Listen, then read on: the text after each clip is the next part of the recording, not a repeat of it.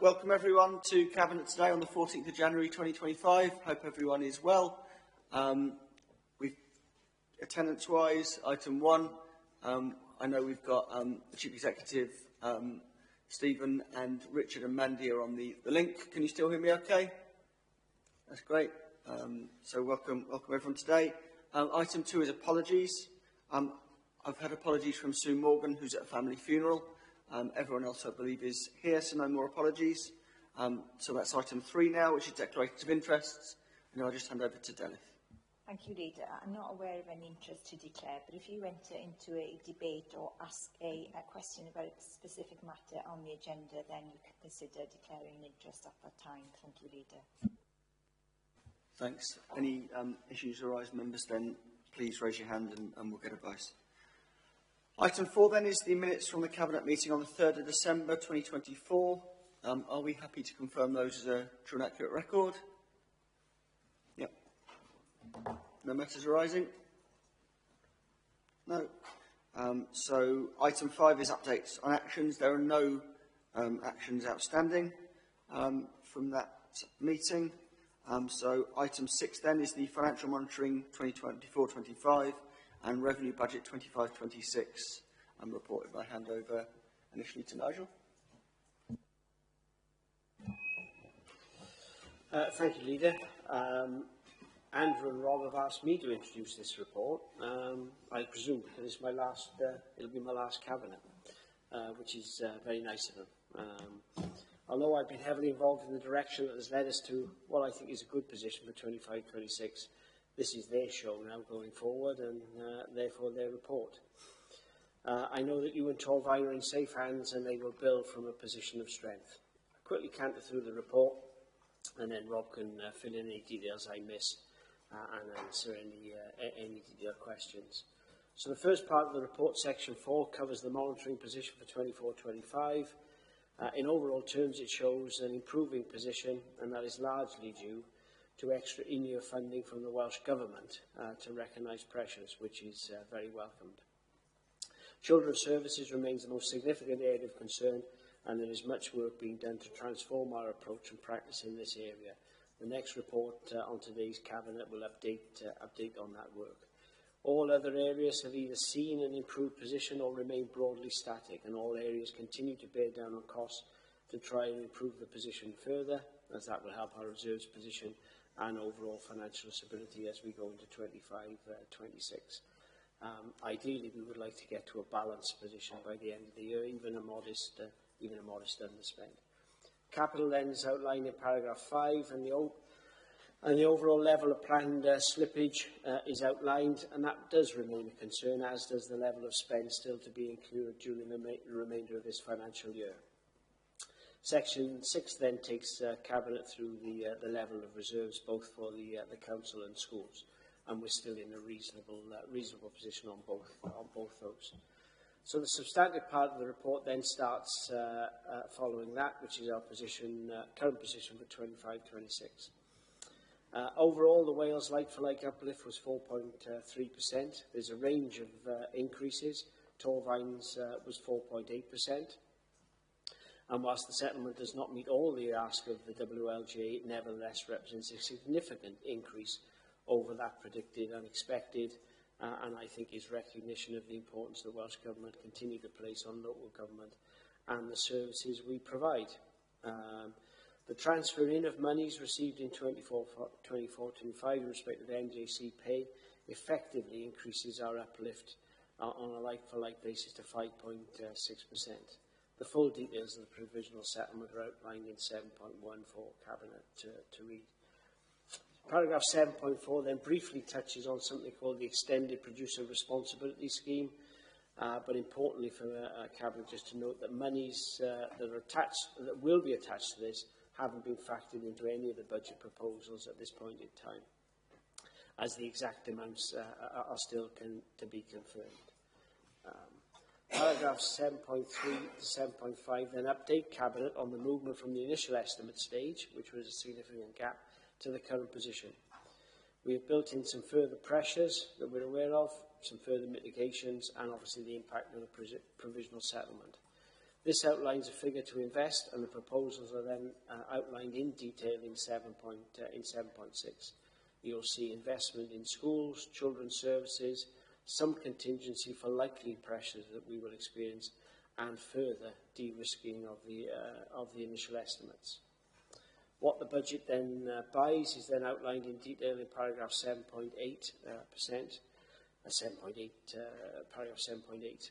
Section 8 then details the risks, which includes delivery on the Children's Transition Plan, full receipt of the national insurance monies, pay, grants, and delivering on the Apollo savings and mitigations in full. Next steps are then outlined in Section 9.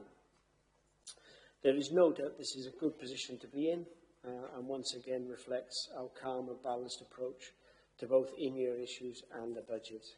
I'm sure this will continue going forward and as we approach the next medium-term financial plan consideration. Scrutiny will now consider these proposals and make any recommendations for Cabinet to then consider in February before the final budget proposals are submitted to Council for approval in March. Thank you. Happy to take any questions.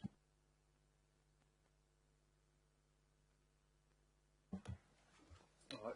There's not really anything to add specifically. You know, if there's any part of the report you want me to talk through in more detail, I can. But no, obviously, I've just given a good overview there of the position that we've arrived at, and you know, highlighted the fact that it's a really positive position to be in, and at this stage of the process as well. So yeah, I'm happy to take any questions. Any questions, members, on the budget report specifically? Peter? On the council reduction scheme, we haven't quite hit that target yet. Are we likely to hit it or exceed it, or what's the thinking?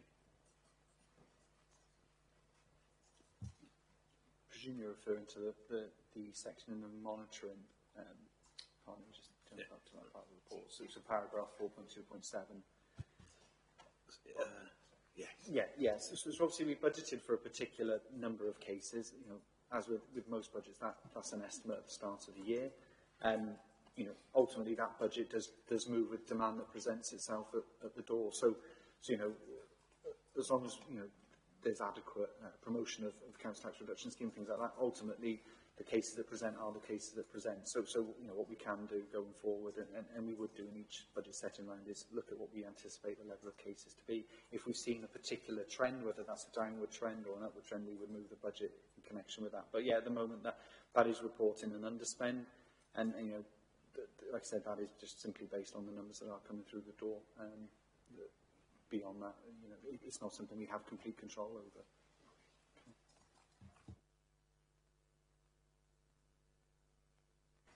If I could just come in and say a few things. Obviously, we'll have a further report at Council to talk about this, but both in terms of the in-year situation, I'd just like to thank everyone for their hard work and their calm approach to deal with that, and also to thank Welsh Government for the extra funding in year to address the challenges that are common to so many councils across the UK. And in fact, I don't think there's a council across the UK who hasn't felt the impact of those challenges, including high-cost placements, for example, and other things that have caused the in-year situation to be of concern. I think the calm way we've approached that internally has helped bring that to a better position as well, and I think we'll continue to do so. Secondly, on the 25-26, i.e. next year's budget, I think the amount of hard work that's gone on behind the scenes and the fact that has been a all-year-round process means that we're in this position now. I think it's been an honest discussion between different parts of the council, not a bidding war. I think that's important as a culture across the council, and I think I'm very grateful for the expertise that you've all shown. Nigel, Andrew, Rob, Dave and the team, you've all shown that expertise, and I think that's puts you in a great place as a council.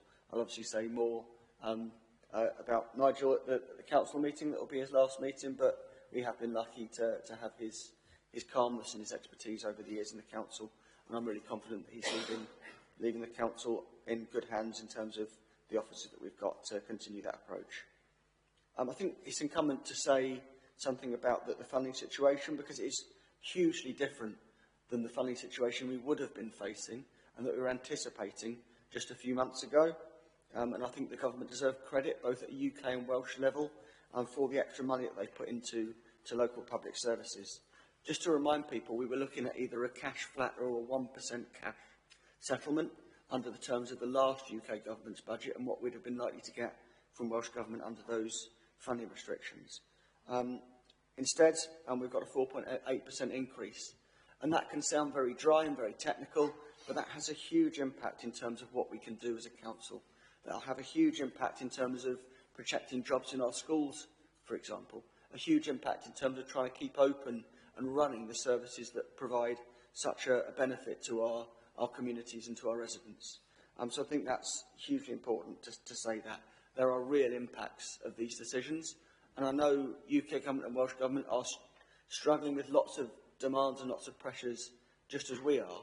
But I think it's incumbent on us to thank them for the extra funding that they've given, because it will have a really, it will make a real impact in what happens in Torfaen from here on in. Some of the priorities I think we've shown in this budget and that we've stated, I think schools is an important one there. The money that we're giving to schools in this proposed budget is nearly 7%, over £5 million extra for schools to help fund their pressures and to keep staff in classrooms. I think that's vitally important. An investment of an extra £750,000 for the schools budget and the schools related to additional learning needs support. £800,000 extra for Cranbridge Special School to go on top of the money that's been spent on the extension there, which I look forward to seeing in action, to making a difference to those young people. £800,000 to meet demand pressures on school transport and for additional learning needs. A 5% increase for social care providers to recognise the impact of the real living wage. An extra £1 million for adult social care services, which are so important, both for people who rely on them and for our National Health Service to keep that sustainable. An extra £1 million to transform children's services and meet care costs going into the next 2 years so that we can put that on a sustainable footing. An extra £385,000 to meet cost pressures in refuse and recycling services. £227,000 to invest in that waste education enforcement team as we try and raise the recycling rate. £3 million to cover staff pay and pension inflation. Our staff, of course, have suffered year upon year of real terms pay cuts. They work hard. They often have to do more with fewer of them. So I think it's important to recognise the efforts of our staff. After all, as I always say, we are the sum total of the efforts of the staff that we employ, and they do a huge amount to help people and to run those vital local services. £250,000 to continue the school leaver employment and apprentice scheme, to give that next generation of local government workers the chance to make a start. £534,000 to help support those 10,000 Torfaen homes through the council tax reduction scheme, because we recognise that bills have gone up in the last few years and that people are struggling. I'm proud that in the last 3 years, and hopefully into this year too, we've been one of the lowest council tax rises in Wales, despite that commitment to protecting services and protecting our communities. I really think that's sort of testament to the work that's been done on this budget and on budgets in the past, and I look forward to taking these proposals to council so that we can pass a budget that is sustainable, that keeps the council on a sustainable footing and protects vital services. Any more questions, or are we happy to move to the recommendations? At 12.1, it's recommended that Cabinet notes the financial forecast for 24-25, notes the provisional settlement announcement, endorses, subject to scrutiny, the proposal to achieve a balanced budget as detailed with this report for subsequent inclusion in the final 25-26 budget proposals for consideration and approval by Council in March. And lastly, notes the timetable for the remainder of the 25-26 budget setting process. Are we all happy to approve? That's carried. Thank you, colleagues, for your work on that. Which brings us to agenda item 7, which is the Children's Services Financial Recovery Plan updates and transition planning. If I hand over initially to Jason on this. Richard, do you want to come in first? Going to come in if you want to, Leader. Richard, yeah, come in. Thanks. As the report is entitled, this is an update, and as Nigel alluded to in his report, there was a Cabinet paper in October, and since then measures have been taken to mitigate the adverse position. The number of children looked after has fallen slightly since that October report, but the flow through the system has been problematic, with new demand putting added pressure on the service, and this is particularly so in out-of-county placements. This process was never going to be a quick fix, and nor should it be. We're looking to develop a long-term transition to put children's services back on track with the best outcomes for our children, managing demand through early intervention and the flow, improving the flow through the system. And indeed, as with the education service, our ambition is no longer to be an outlier in terms of children looked after, but to have considered and notable improvement, and hopefully, as we will move towards in education, be an exemplar to other authorities who find themselves in a similar position. That obviously is the long-term goal.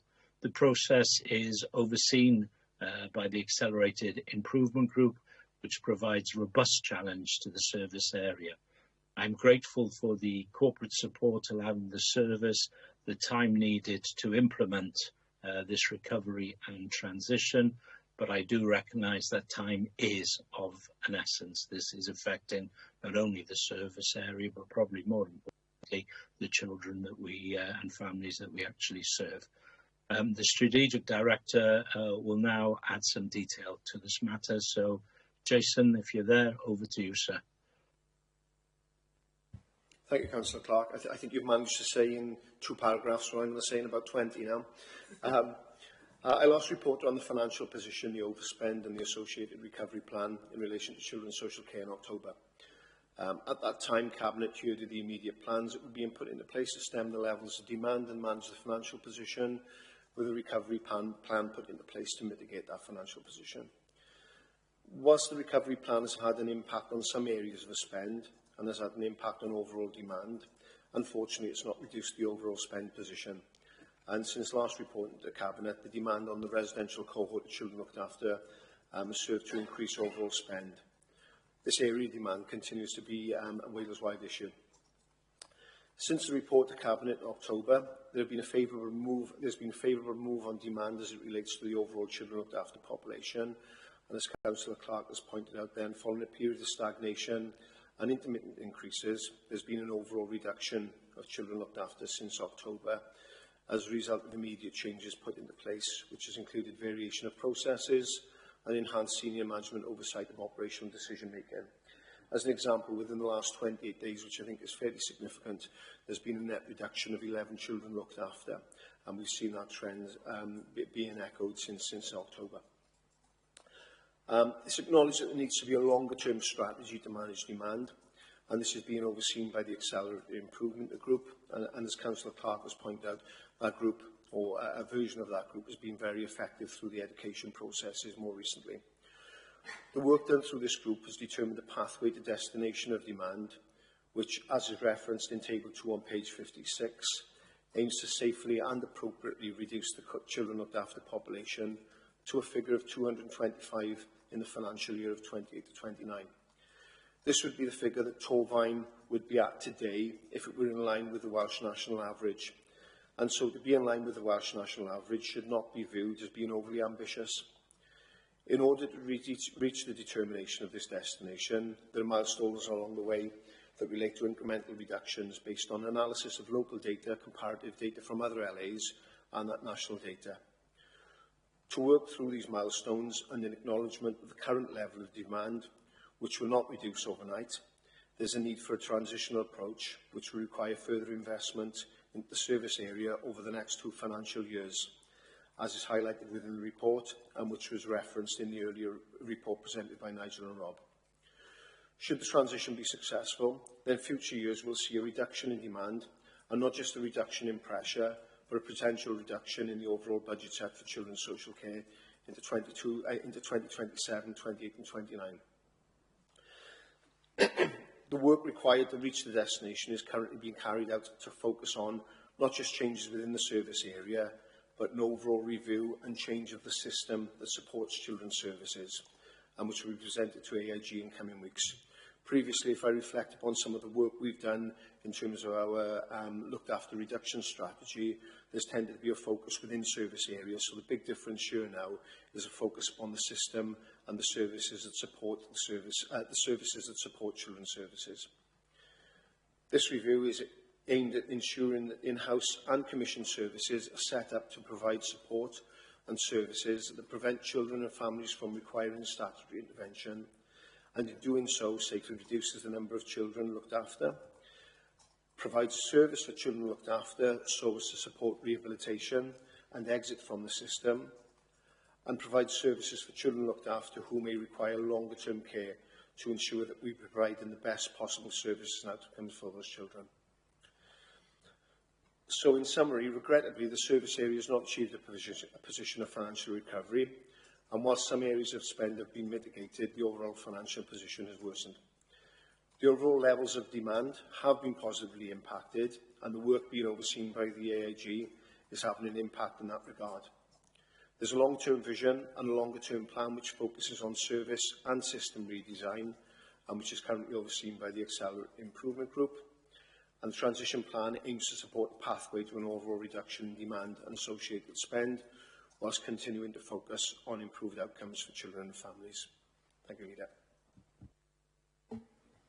Thank you, Richard. Jason, any questions around this report? I guess this is a case of striking the right balance between being sort of calm but being determined and sustained in our efforts, making sure this is across the whole council, not just one service area, and to being sensitive, as you say, to lots of the individual situations that govern this. There are, young people at the heart of all of these situations, but at the same time, we need that long-term vision to try and drive down the numbers as much as we can.